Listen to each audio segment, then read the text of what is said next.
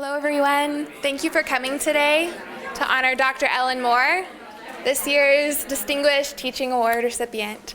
But instead of introducing her, I'm going to introduce last year's, 2014's Distinguished Teaching Award recipient, Donald Chin, and he's coming up to introduce Dr. Ellen Moore. Thank you.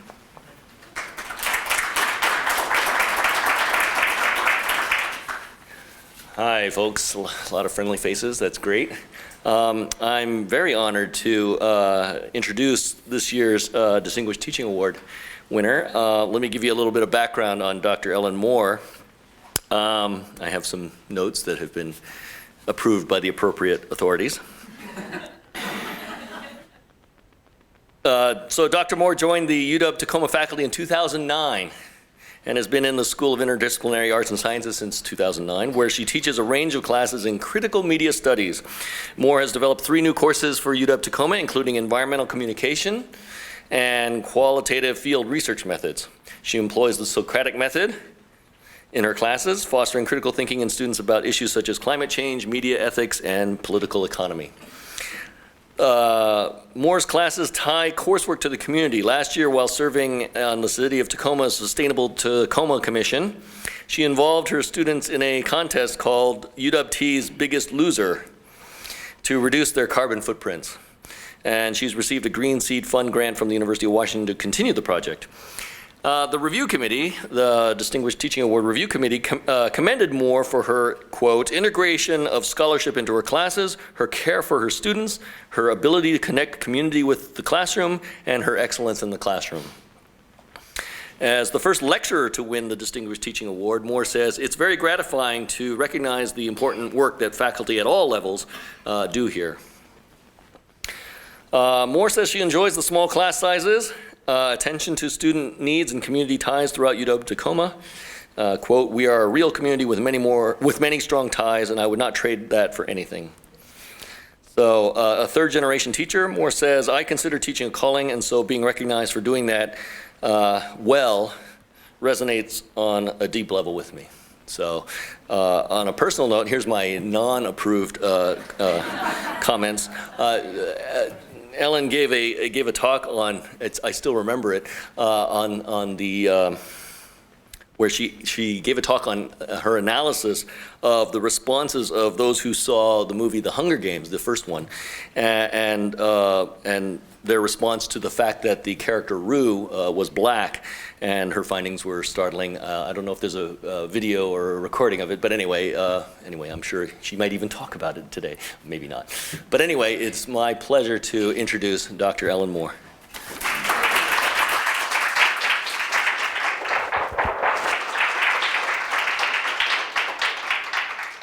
Thank you. That actually was basically the content of my talk. So take questions now. No, actually, thank you for that wonderful introduction. So today is, the title of the talk is The Good, the Bad, and the Ugly of Teaching. It's loosely titled, and I'll explain that in a moment. But I will be talking about engagement, advocacy, activism, critical pedagogy, and of course, teachable moments. Let's see if this works. There we go. So a quick who am I?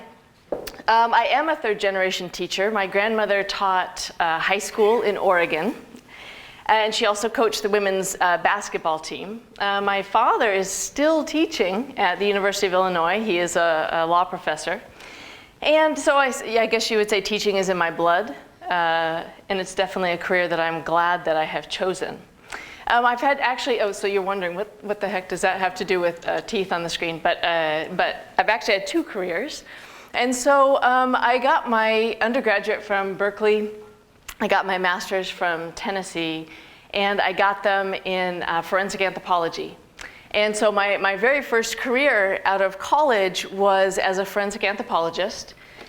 And you can see my thesis here. And basically, I looked at sexual dimorphism in the enamel thickness of the human canine. So it's a page turner, so I hear. So this is a lot of the work that I did on the California coast. I also worked in France and Idaho, so all exotic locations. But you can see here, I did a lot of work in San Francisco, doing forensic archaeology and forensic anthropology there.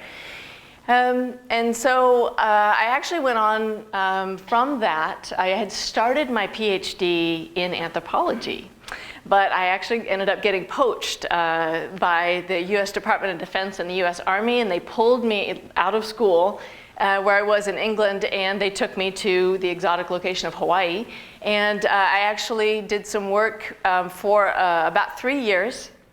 I did work recovering the remains of MIAs from Southeast Asia. And so you can see here, obviously this is there with the helicopter, that's in the Central Highlands of Vietnam. And this is actually the same site. The Virginian pilot actually made a trip all the way out to Vietnam, came to our site in the middle of the jungle, and then did a piece on all of us as we were digging. So that's the work that I used to do. And this is at the famous battle site Khe Sanh in Vietnam. And so I worked with members of the military quite a bit, which really, it really feels familiar and comfortable being here because, of course, we have so many military that are our students as well. And so who I am just briefly in terms of research, I did finally get my PhD in communication from the Institute of Communications Research. I studied politics, media, and religion during the 2008 election. However, even though they say your PhD defines sort of where you're going and your identity as a scholar, I ended up veering off from there. I did do critical research, but I ended up doing critical research in another area. So this is a recently published article in Journal of Popular Culture called Starving for Diversity. Donald mentioned that implications of racial representations in the Hunger Games. So that came out. My other avenue of research is also critical, where I look at messages that popular culture, especially Hollywood, sends about the environment. And most recently, I'm bringing those two interests together. I have a recent article that's pending submission, or let's see, I guess I have submitted, it's maybe pending approval, looking at how mainstream media are framing two environmental justice cases of Native Americans in Washington State. Actually, with one of my students, my former students who's here today, Kylie. And I also have a book under contract with Palgrave, it's basically an extension of this paper, but looking at how Hollywood represents environmental issues through the lens of genre. So winning Distinguished Teacher is like, and in fact, it's exactly like being Bradley Cooper. And so when he won the Sexiest Man Alive in 2015, one of his quotes really resonated with me, and that was, I have a lot of moments where I'm walking out and I'm opening up the door and I think I could do that a lot sexier. And so for me, it's interesting because winning an award like this, you think it makes you walk a little taller, and I think it does, right? It's always nice to be recognized. But it also gives you some self-doubt. And so I found myself, over the course of this last year, I found myself in the classroom, and all of a sudden I would think, was that distinguished? I don't know the way. I just joked with my students. And the culminating moment came when one of my grad students brought pizza. And he said, would you like some pizza? And I actually thought to myself, would that be distinguished if I ate pizza with my students? And it was at that moment I had, of course, a much needed epiphany that it is not every action needs to be distinguished. It's how you distinguish yourself as a teacher, right? The ways that you have done. And so I think in a sense that's why it was difficult actually to prepare this presentation, because the things I'll talk about today are concerns, practices, accomplishments that I see in just about every teacher I know on this campus. With that in mind, today I'll be talking about my key interests, which is involving my students in community through service learning. And so I'll talk about that. I'll be highlighting some of my students and their work, and be talking about community engagement on the local and the global level. So let's talk about that title, The Good, the Bad, and the Ugly. I said it's loosely titled because while there are some amazing moments, right, and if you're a student you know this, and if you're a teacher you know this well too, there are very few truly awful or ugly moments in teaching. And I'm certainly not talking about ugly teaching practices like Cameron Diaz in Bad Teacher. So ugly becomes more of a stand-in for challenging or for teachable moments, which is, I think, as a teacher, I have to think that way. My point is that everybody is a work in progress, and as a teacher, I do strive to remember that and apply that in my pedagogy. I really wish I could reference pop culture the entire time, but that's it. That's all that we get. All right. In terms of the good, what I'll be talking about today is one aspect of my pedagogy, which is service learning. So I will be using examples from 2 of my courses. I think they're the ones that Donald had mentioned. I'll talk about the UWT's Biggest Loser campaign, and I'll also talk about my study abroad to Vietnam. So in terms of my teaching, what I like to think defines my teaching is the following, is engagement with, advocacy for, and activism towards. None of these categories is, of course, mutually exclusive. They all interact and influence each other. In terms of engagement, a pillar of my teaching is engaging with this campus and our surrounding community. But the core of my teaching is engaging with students. Yes, in the classroom, I do like the Socratic method. I so rarely, well, I don't know, my students in the back might disagree, but I do actually lecture, but I also like to hear back from them, and I think teaching is best as a dialogue. It's also where the most enriching and important discussions can occur. I am a one-on-one kind of teacher, and for that reason, the class sizes here are better for me than a large lecture hall, where you may not get that same chance to interact. So in addition to learning about students' lives and goals, because I do exercises like we have a resume exercise where they bring it in and we talk about, how best to, what to put in there and how best to phrase things. So we talk about that. But you also understand the challenges that students face. And so I have 2 examples that are on sensitive topics, so I bring this up carefully. When I was first teaching at a different university, I had a student who was coming in throughout the quarter, and some days she would be on it. I mean, she would have done the reading, she would raise her hand, she would talk, she was engaged, she was present. And then she wouldn't show up. And then she'd suddenly show up and she would be disheveled, she hadn't done the reading, she wouldn't make eye contact. So after a few weeks of this, I called her into the office and I said, let's talk. I said, can you open up to me? Do you want to tell me? And she told me that she had been the victim of a sexual assault. And she had not gotten, and it had happened on campus, and she had not gotten the care that she needed. She wasn't in the therapy that she wanted, and she hadn't dealt with this issue the way that she felt that perhaps was best for her.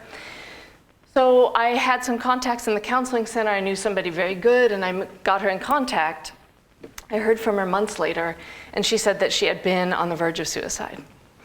And so for me, I think, and then another example was with a student with drug use. And I had gently but firmly called him out on that. And we had talked about it a little bit, and then all of a sudden he didn't show back up to class. And I remember I was thinking, because he withdrew from the class, and I thought, uh-oh, maybe I shouldn't have discussed, And it turns out I heard from him as well a couple months later, and he said that after we had talked, that he had realized that he in fact did have a problem, that he had lost 2 friends that year, and that had just sent him into a tailspin, and as a result, he left my office, and the next week was down getting into a rehab facility. And so he actually came back to campus, and he was drug-free. So for me, I bring these examples up because they resonate with me on a deep level as a teacher.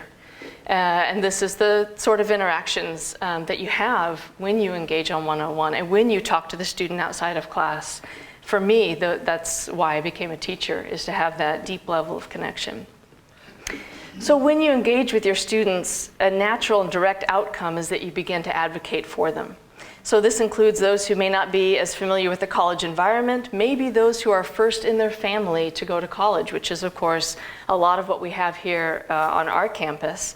Or they may be members of historically marginalized communities. I think I've been meaning to, there we go, do a little bit more there. Yes. And so I also weave activism into my pedagogy. Chura, I have a really nice quote.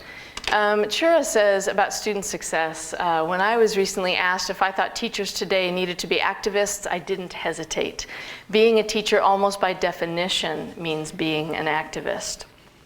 He actually goes on to say, and this is verbatim, some teachers feel the need to address their students' concerns in a broader context, taken to the streets to confront such issues such as healthcare, drugs, physical and sexual abuse, bullying, immigration, the current educational policy itself. But whatever teachers do, they take action, becoming activists for their students. I broaden Chura's definition. A lot of what I do with my students, I think, involves a lot of social and environmental change and pushing for that kind of change. There we go. Okay. So for those of you not familiar, I have a feeling that probably most of you are, but for those of you who are not familiar with community engagement through service learning, it is defined as this form of experiential education. Learning occurs through a continuous cycle of action and reflection as students seek to achieve objectives for the community as well as deeper understanding and skills for themselves. Experience enhances understanding, understanding leads to action. It does involve clear collaboration with faculty members and members of the community before the class starts, collaboration with faculty, students, and community members during and most often after the course ends. I think that the Chancellor's office actually summed it up very well, especially those points that are around the middle of this. The Chancellor's office here at UW-T states that UW-Tacoma preserves a culture of connection and collaboration, especially as it grows. It partners with communities to improve the human condition. It contributes knowledge that serves diverse communities, and it honors the cultural and civic heritage of its community and more. And Agard writes that the best of student learning, in the best of student learning, students will gain a sense of responsibility, sense of self, sense of place, especially at UW-T, historically a commuter campus, right? It's very good to get a sense of place here. A sense of place in the wider community and ties to diverse communities within. So we can talk on that level, global and local. All right, so now I'll give you some examples. So I have two classes. It's TCOM 310 and TCOM 464. TCOM 310 is environmental communication. So students, it's really a two-part component to this class. In the very beginning, students learn about how the mainstream media, we talk about journalism, movies, and the like, portrays the environment. In the latter half of the class, and when they learn that, they learn maybe what information the mainstream media does not impart to the public. In the latter half of the class, they create videos that are aimed at educating the public about these important environmental issues. TCOM 464 is my most recent class, and that is field research methods and communication. So students, again, they work with local communities, both involve working with local communities. But in 464, they learn ethnographic research. They learn how to do interviews and focus groups, a lot of qualitative. And while they're doing that, they're working with communities such as the Puyallup tribe. They've worked with businesses like the Harmon. We work with City of Tacoma, Tahoma Audubon, and the like. And so in both senses, my students are serving these various groups. A lot of them, like Citizens for a Healthy Bay, and the City of Tacoma have used my students' videos on their websites, and so it helps them to educate the public, things of that nature.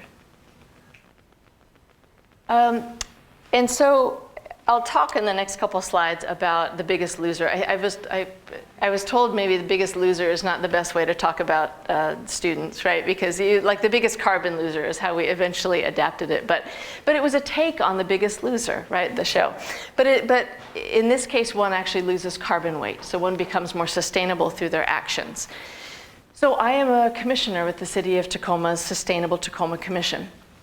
And in winter 2014, let's see if I can, there we go. In winter 2014, I was sitting around the commission and I was looking at all of us and I was actually wondering, how often do we walk the talk? We talk about sustainability a lot, but how many of us are truly sustainable? And I knew that I wasn't. I ate meat, I flew, took multiple trips, I drove to campus, and I didn't think I was sustainable at all. So I thought, what about a competition to sort of raise awareness? And so I had some of my students, one of whom, again, Kylie, I'll just keep pointing to you. One of my students, along with 2 others, created videos. So they shot them, they edited them, and what it did was, this is on the city site, what it was that we challenged each other, the commissioners, to lose as much carbon weight as we could in the span of 30 days. So my students, in this video here, I'm introducing the challenge itself and talking about Sustainable Tacoma Commission. And then in other videos, they actually follow us around to see how we lost the weight, right? How we lost the carbon weight. So there's Commissioner Moore there, Holly, and some others. And so, part of awareness, of course, doesn't always have to be serious. And so there's a shower scene here. I'm just gonna play you 10 seconds of that shower scene. Because of course you could listen to me talk about the actual competition, but I feel like you've had that. So this is the tenor of our competition.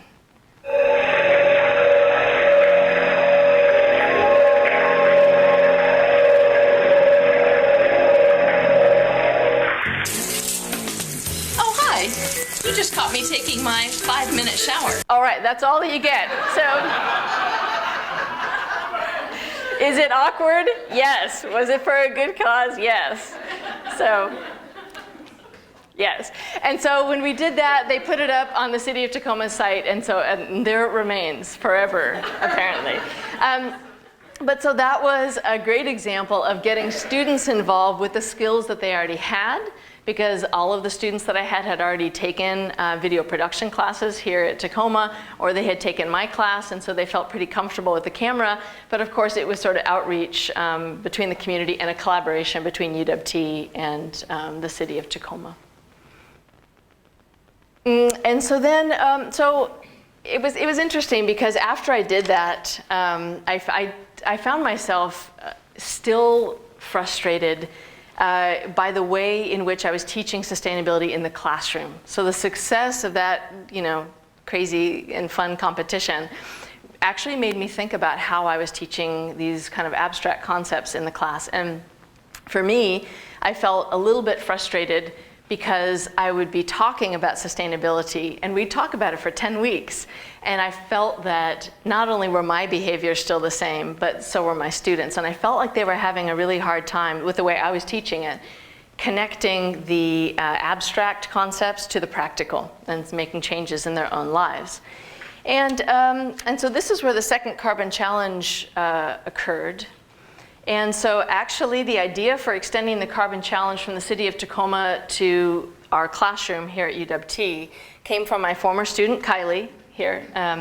Actually, I'll just tell you a little bit about her since you're gonna see a video from her later as well.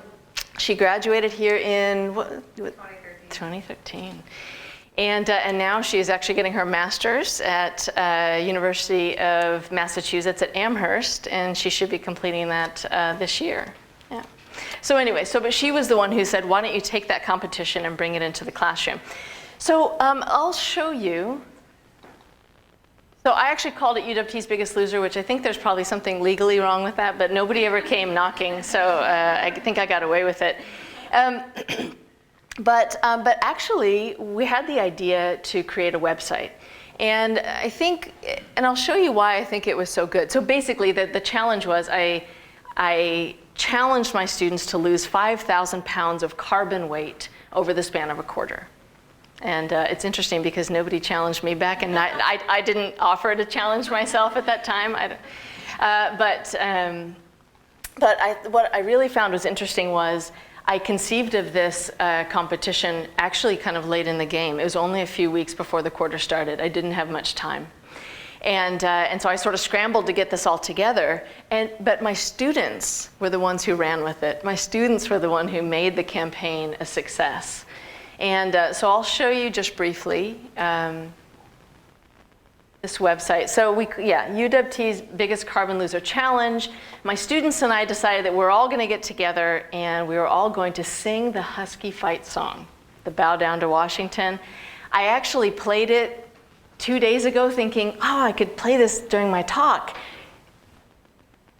No, I think maybe I could blame the acoustics, but our Bow Down to Washington I don't think does true service to the fight song.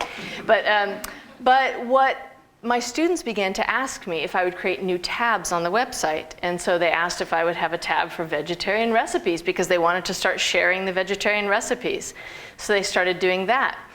The student blogs were a big source of information for me because they began to talk about like to eat the turkey or not to eat the turkey, things like that. The recovering shopaholic. They began to talk about sustainability in a way that I hadn't heard them do before. So something was working and something was changing.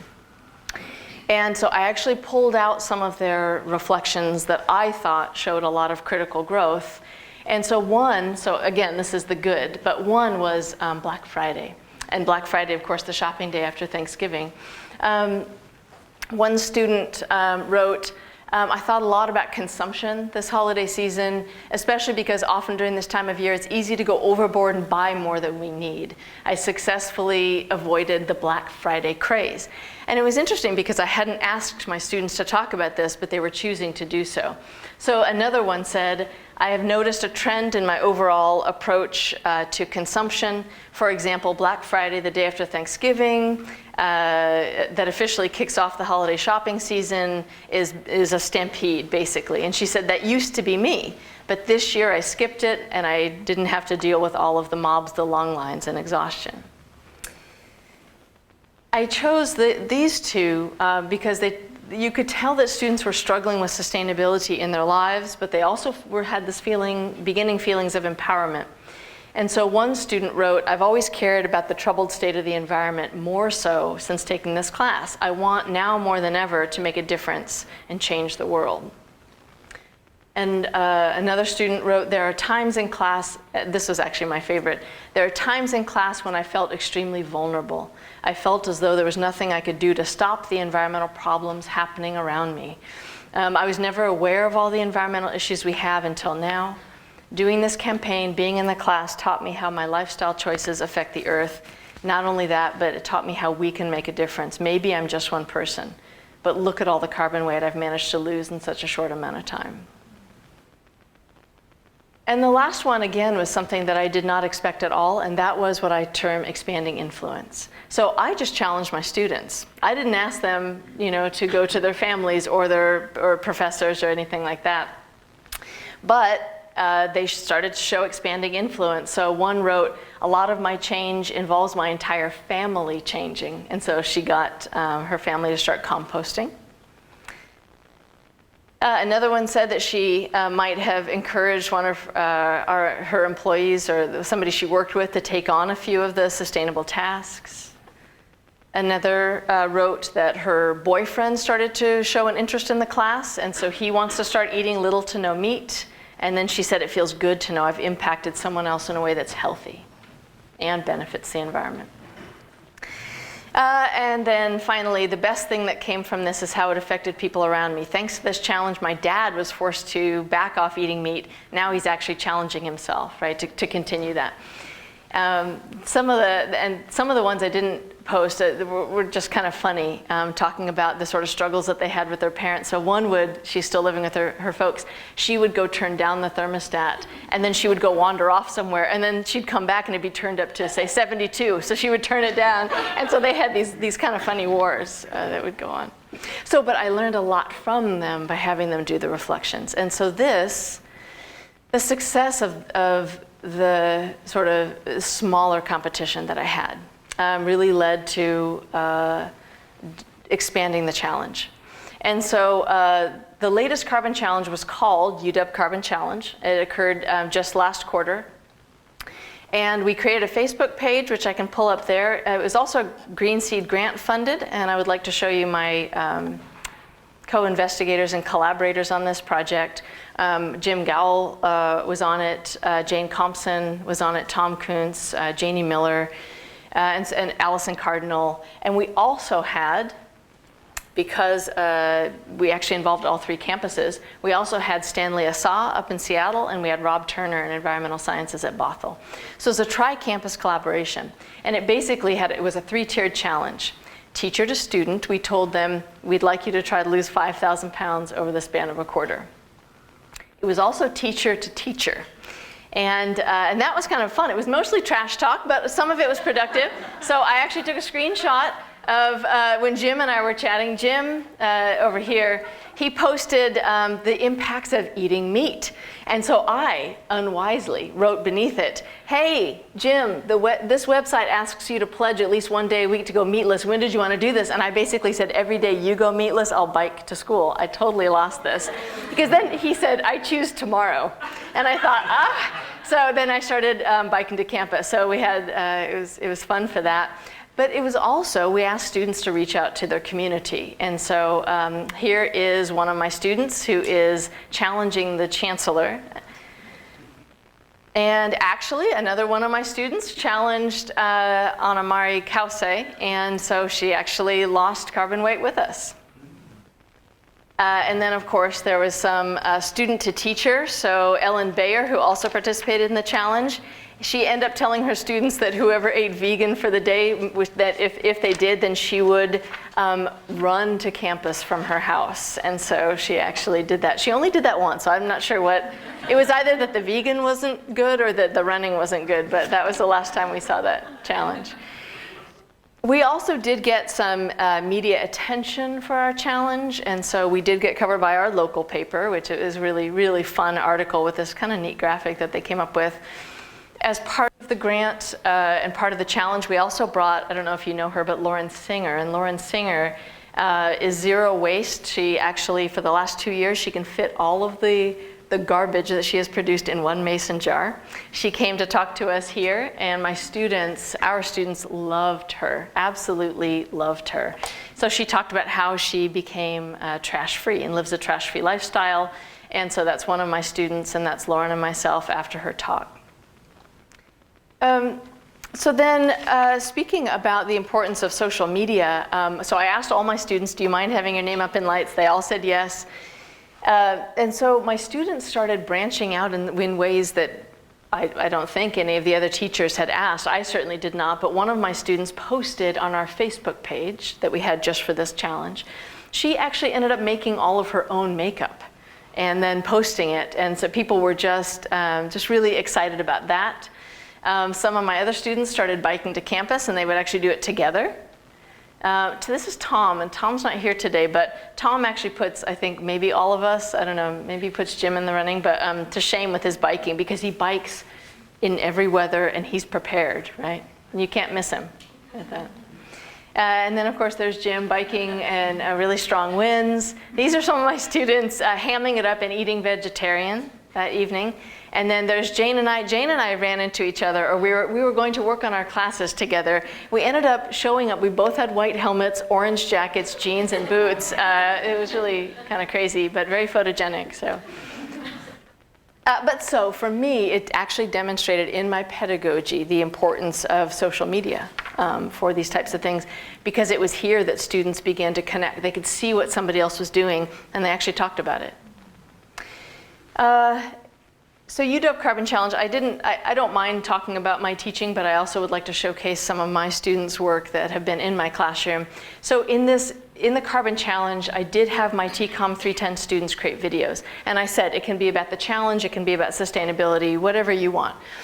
And so one of my student groups actually mimicked the MTV show Catfish. And so they did a whole piece about the proposed petrochemical methanol plant slated for the Port of Tacoma. So they did a whole piece about that. And I'd like to show you this video from another one of my student groups. It's shot in film noir style. So if it's a little dark, that's why. Let's see.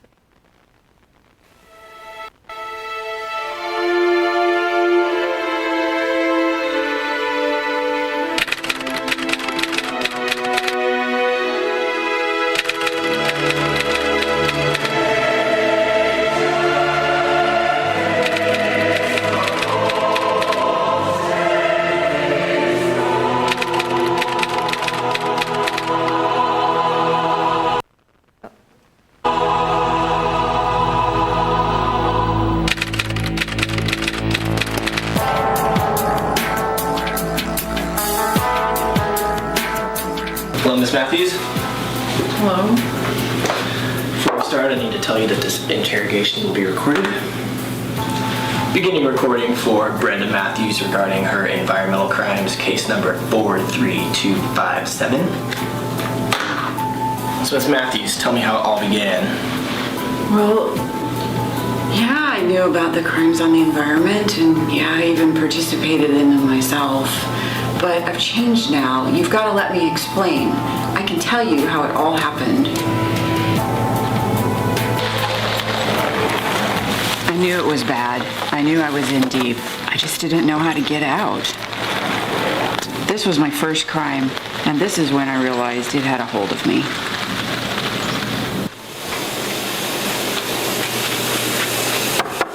Mom, it's been 20 minutes. Why don't you come out?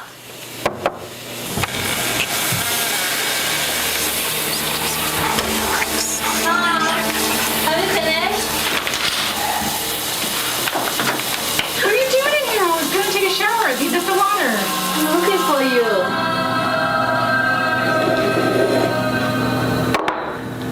So let me get this straight. I'm not done yet. So what do you want to watch? Doesn't matter. So many interesting things to learn about how the students made the interview. It's cold in here. Could you turn on the heat? Sure. Hey.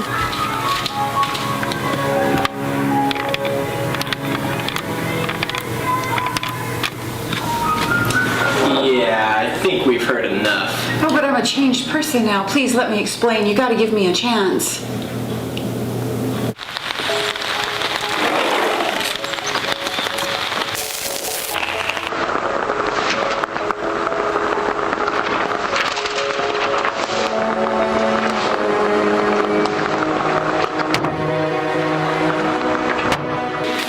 We can't throw these away. We have to recycle these. EcoFlow, power in your shower. Okay, let's see, how do we install it?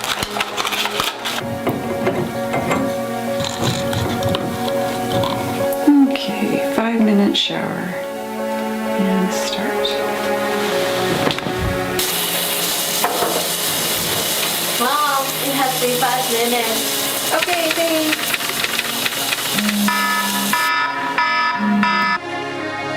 Mom, why it's so cold in the house? So I'm just gonna turn on the heat. No! We have to turn our heat down. We have to learn to save energy one step at a time. Okay. Okay.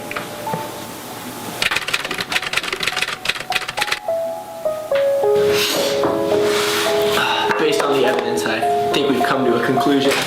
Hey guys, sorry I'm late. The traffic was horrible. Who are you? I'm the defense attorney for Miss Matthews. Just give us a minute. Okay.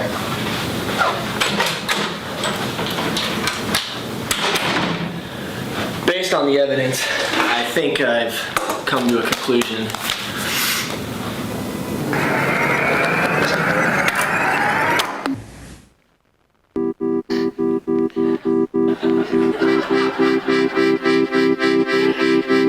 All right. So you can see the types of videos that my students created, and they were very, very vibrant this quarter. So that I don't run out of time, so that was the carbon challenge. And so for me now as a teacher, I have to think there won't be this cross-campus collaboration like there was before, but I think I'm going to continue to challenge my students in a way that connects the abstract to the practical when it comes to sustainability. So the last thing I'd like to talk about is my trip to my study abroad to Vietnam. And so I call this the good/wonderful. And there was not really much ugly. We had some close calls, but that's about it. So it is about service learning and global engagement. UW-Tacoma states that the fundamental purpose is to educate students for life as global citizens. And we value infusion of global and local awareness into thinking and action. And so my students, we went from the far north of Vietnam all the way to the southern tip of Vietnam. And we went to, so the purpose was to study the environment, the changing environment of Vietnam, and also to study the media and the culture. So we traveled with journalists who would talk about their their challenges in covering this issue and covering the issue of environmental change in their country. So we went to the Gulf of Tonkin, studying the wetlands. We went to the Dalat Mountains, into the mountainous region to study water quality problems. We kayaked, yes, through Ha Long Bay, but we also studied the water quality. And we went to Cuc Phuong Preserve, where students learned about preservation efforts. And yeah, and so Vietnam is just beautiful. I just took this, we were just driving along and I stopped, but Vietnam I often think of as it's every shade of green imaginable, right? So it's just a beautiful country, and of course I have a connection to it because I used to recover MIA remains there, so I have a deep connection to Vietnam. And so just as a note, so to make sure that everyone was sort of safe and make sure that we all kept moving, I made everybody show up on time. And one of my students actually came up with what we called the dreaded star jump, which was if they were late in getting on the bus or if they were late anywhere, we'd make them jump up, jump in the air and say, I'm a star, I'm a star. So actually there are two of my students, Laura and Allie, jumping while everybody on the bus is watching them because we're all waiting for them. And if you think that's a little cruel punishment, then keep in mind that one day I was late too. So my students and I, as part of service learning, we went to Suan Tui Preserve, and that was up in the north. And so my students worked to reforest certain areas, so we planted a lot of trees and did a lot of weeding and preparation there. And like I said, we traveled to Dalat University in the mountains to study algae blooms, hypoxic zones, and then sort of a novel and new sewage treatment technology with the students of Dalat. And keep in mind, many of the students in this mountainous region had never met an American. And so it was just this wonderful, wonderful couple of days that we spent with them, getting to know them and working with them. We also visited Bommasen, which is the Bomb Museum, which is in Hanoi. So there's all of us there. And actually here, many of you probably know this, but the areas in black are the areas that were bombed. And so probably a lot of you know this as well, but of course, unexploded ordnance still is a problem in Vietnam. And for me, I remember when I was the forensic anthropologist, we would go out to sites in Vietnam and we'd interview the landowner, the people that lived in the area, and then we'd go out there and we'd dig and we'd try to find the US service members. And I remember one time, this was 2003, I mean, 30 years after the war. And we went to go meet this one farmer, and we were met by his son because he had died 2 weeks prior because of unexploded ordnance while farming in his field. And so, so that's a very real environmental issue for people of Vietnam. So my students, we had a roundtable discussion with them. And of course, one of my students got pulled into one of their documentaries, which was really kind of interesting and rewarding for her. We also went to Friendship Village, and for those of you who do not know, Friendship Village is a government-funded, created center, and there's more than one in Vietnam, where victims, third-generation victims of Agent Orange are housed, where they go to get training, where they get education, where they get support.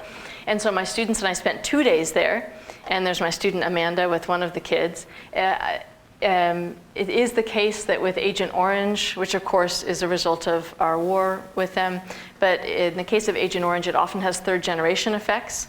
And so the first generation that was exposed can manifest many problems, but they can actually have children that appear to be very healthy, and those major problems with Agent Orange exposure don't come until the third generation.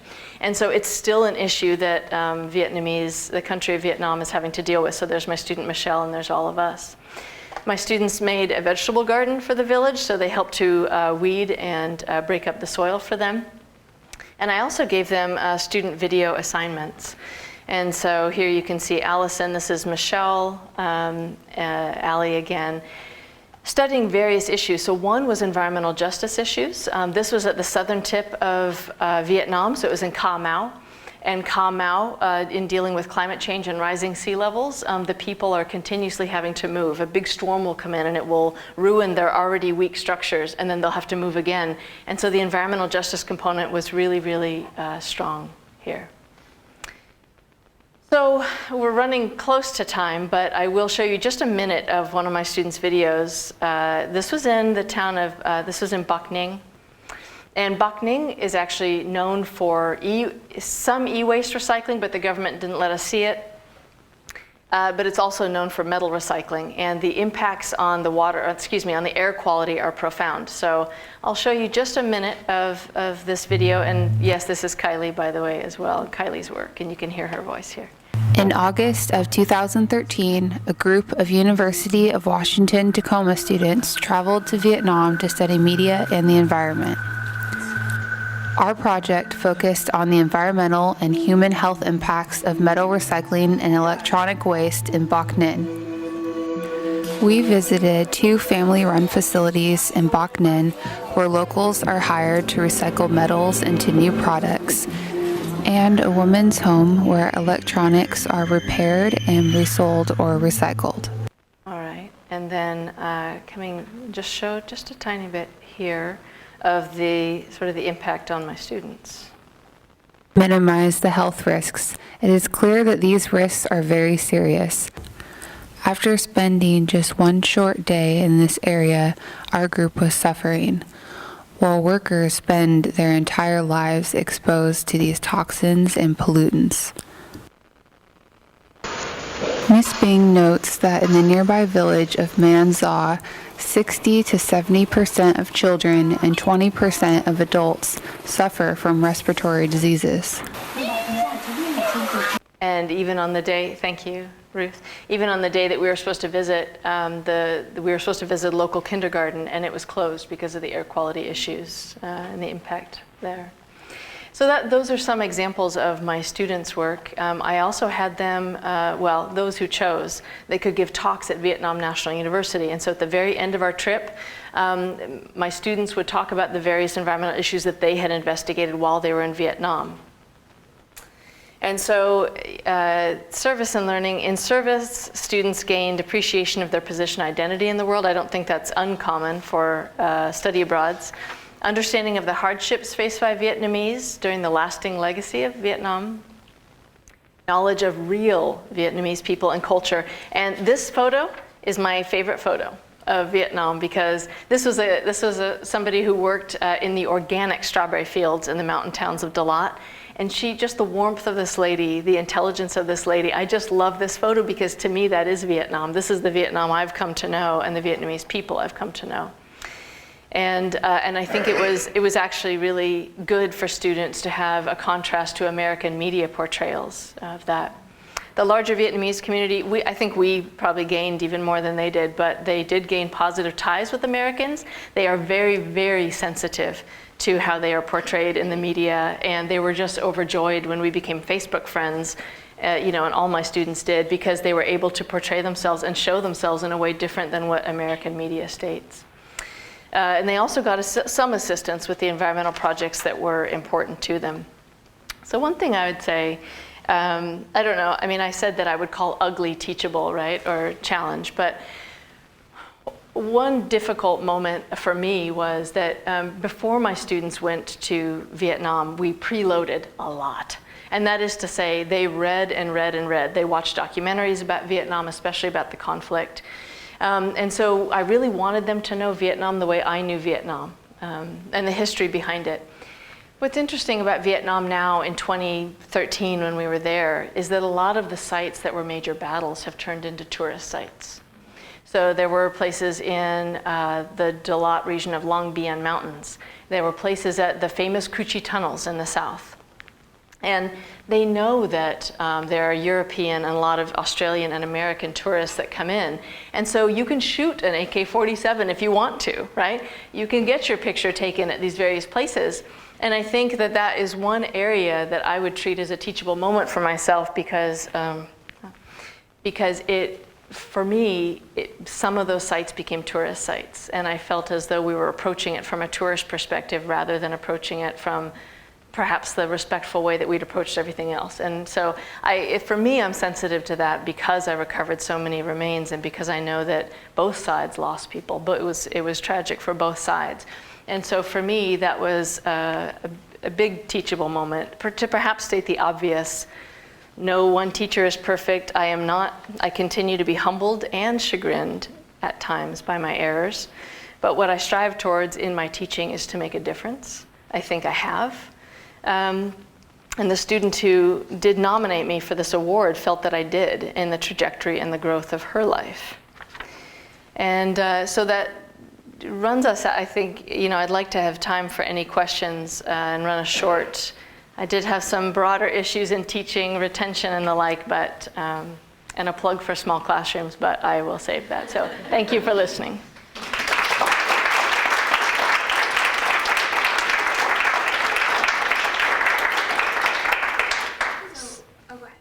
They are recording this, and so if you do have any questions for me and save me from just being up here by myself, then just please talk into the microphone so that they can record it.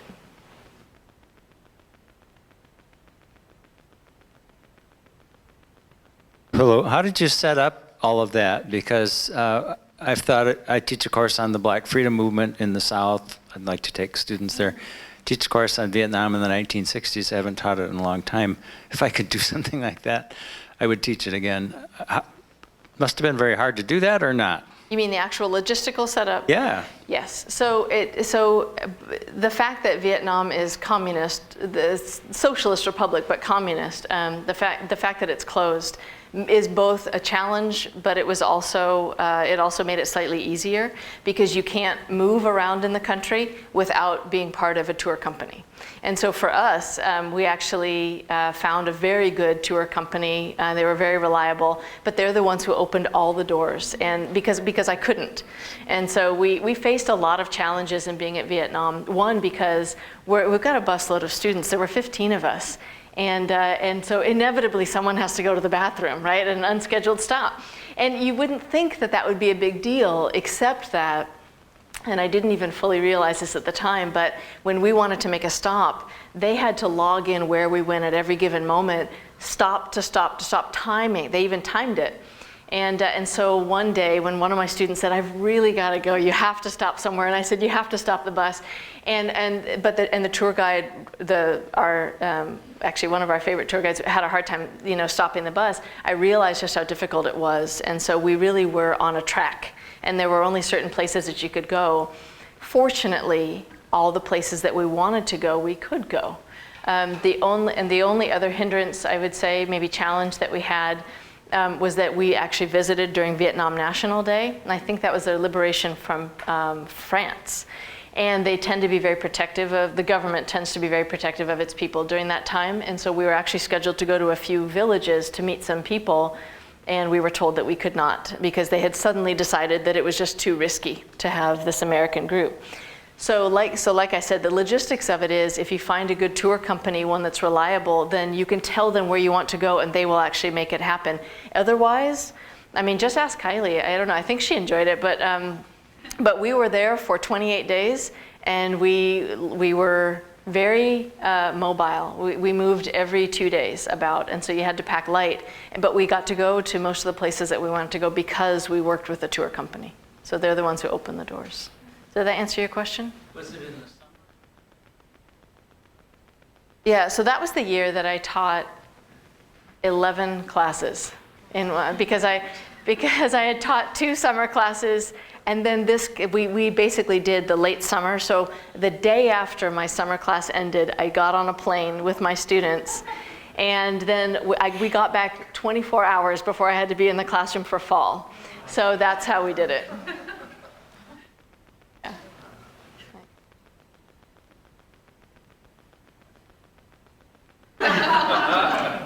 Actually, that's other good news. The airfare's not so bad. So the airfare runs about, I actually went on my honeymoon there with my husband who's here, and it was decently cheap, but around that time, it's only about $1,000, $1,200. But to actually live there and to stay in hotels or to stay in, we stayed in some government type housing as well, and to eat there was really, really cheap. So it actually ended up being the cheapest trip, study abroad, I think maybe except Canada that year. So it was cheap.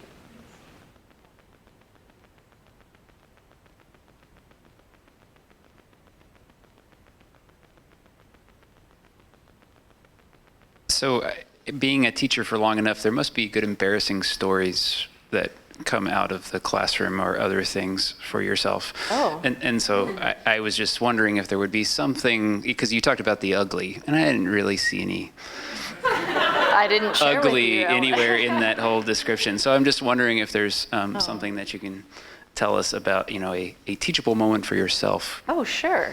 Actually, I mean, it's funny because I was sort of joking that if you really talk about like all the near misses you've had or all the things you've done, people just kind of sit there in stunned silence and think, wow, that's a bad teacher, right? But for me, actually, my teachable moment was that we were in Vietnam and we're traveling to Ha Long Bay, and it was a good 4-hour trip. And my students, I had them preload, so I did have them do all of their homework before we left, but they still had to do some reading in country. And so I got on their case because the moment that we got on the boat to cruise around Ha Long Bay, they needed to do an in-class assignment. And so they needed to have that reading under their belt, and they hadn't done it. So so we're on the bus, and I have a microphone, and I'm up there, and I lay into them in my, I don't know, was it mean? Did it sound mean? It didn't. I was trying to be mean. So anyway, so I got up there and I said, I understand that you're having fun. I understand this is an adventure, but you really need to start doing the work. And if you're not doing the work, then this isn't working. We'll have to try something else. And so one of my students raises her hand and she says, would you like it if maybe I got up and I could read the article to everybody on the bus and we could talk about it? And I thought, what a great idea. That is perfect. I should mention this was also Vietnam National Day that we were traveling, and it just so happened this was the one reading that was political. And actually it took shots at the Vietnamese government, but also took shots at the American government. I mean, it was a well-written essay, but as my student's up there reading, she's reading about the incompetent Vietnamese government and the American forces, and she's reading, and I'm sitting there like, oh no, stop, right? So another one of my students who's more seasoned gets up and says, don't worry, I'll read it. And I'll just, I'll get the bad stuff out. And she starts talking about, oh my goodness, it was talking about prostitution during the war in the South. And so then I jumped up and I said, okay, all right, thank you so much, And so for me, if I were more on my game, I would have remembered the political nature, but it was there were so few good readings about Ha Long Bay and politics, that this was one of the few that I found, and I actually liked it. So the tour guide, we had to stop, and we stopped at this rest area, and he said, I'm glad that you stopped reading because I was just about to jump off the bus. And I said, me too. And, so that was my experience. And so I quietly gathered, because it's a communist country, I quietly gathered up, I got everybody's article, and I took care of it. So then this doesn't exist anymore. So that was my teachable moment. I could have been better prepared and I could have foreseen, but I had no idea we'd be reading it out loud. So thank you for asking for that moment. Yes. Thank you for such a great talk. It was really great. And you can see why your students nominated you for the award. Just to watch you in action has been really great. But of course, now I want to ask a hard question. I love how you're so reflective about your teaching. I think that's what we all know makes for a great teacher, and it builds expertise, is to really think about how you can improve. And you talked about that moment, and maybe you can talk a little bit more about that moment about the tourism, like the picture that you're leaving us with. Yeah. What would you do differently in that situation? Like, you talked a little abstractly about what you would do, but if you were going to go back this summer, what specifically would you do different? What a great question. And actually, the answer is, it's actually really difficult. I had a few tense moments with students because for me, I have Vietnamese friends and I've had them for decades now. And for me, when you, as working with service members and going into the jungle and living in the jungle for 6 weeks while you're recovering a plane crash site, and you're recovering these really personal remains like marbles and gloves, so you knew that they were playing ball and that they had like lucky marbles in their pockets and things like that. It really gives you a different perspective on the country, and it makes me very somber when it comes to what happened there, right? Because it was devastating for both countries. And so for me, I think that everything What would I do differently? It's difficult because, and I've asked myself this many times, because when we went to, say, Hualo prison is where John McCain was held, right? And where a lot of American pilots were held at that time. Even our guide, right, who was this wonderful, wonderful man, Mr. Ha, even our guide was like, I don't know why, but right in front of the exhibit, he actually went like this, and he did this dance, and all my students laughed. And I realized later he did it to sort of break the tension, because everybody was feeling nervous. So, you know, I mean, so I don't know. When it came to those sites where they encouraged us to be tourists, I think I probably would have pulled my students aside and myself and said, you know, let's think about the history behind here. Let's think about this. But I felt as though throughout the trip, most of my students were really respectful. And there were only certain times when students would be giggling while somebody's talking about, you know, their father that died during the war, and I had to pull them aside. So, but for me, I felt even those small lapses of sort of jumping into a tourist moment, I felt were too much for me. But that's just my position. It is a different time. They do present it a different way, but for me, it's always very sobering. So I think I would probably let them do it and then pull them aside later and talk about it and maybe do a class exercise on it so that we can all learn, right? Yeah. I don't know if that answers your question, but there were no easy answers when it came to that. There just weren't. Yeah. Thank you. We probably have time for one or two more.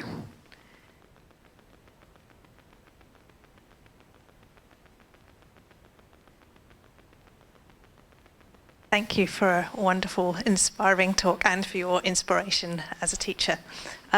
So I guess I'm curious if you had a wish list institutionally about things you'd like to see that could help or improve or be great for teaching, things like maybe team teaching, smaller class sizes, things like that, what would it be?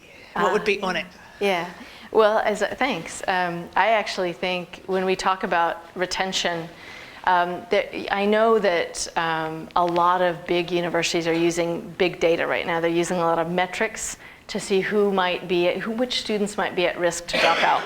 And so actually, because I was going to talk a little bit more about that, but I know that they're using that because they care about retention.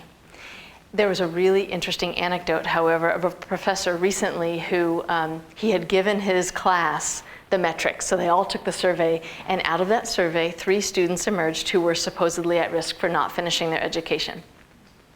But this professor also worked one-on-one with students. And so he had each one of them during the course of his semester, he had each one of them in his office hours talking to them, and he identified a different 3 that he thought were going to drop out or at risk. It turns out he was right and the metrics were wrong. And for me, it really underscores the fact that teachers are really at the front line for major issues, and for issues like quality of education and retention, you know, especially at a university like ours where you have returning students, you have first generation students, you have those from communities, historically marginalized communities. It's so important to have a teacher there who can actually connect with you and maybe see that something's wrong or that something's going right, and talk about that. So class size for me is a really big issue, because I think that I would not be as effective of a teacher if I couldn't. I joke with my students that I harass them, but you know, like I pick on them, right, if they're not doing their best, right, that I feel. But it's not really, but truly I wouldn't be the same teacher if I could not talk to them the way that I do in a smaller class, much akin to the size of this room. Right? Yeah, thanks.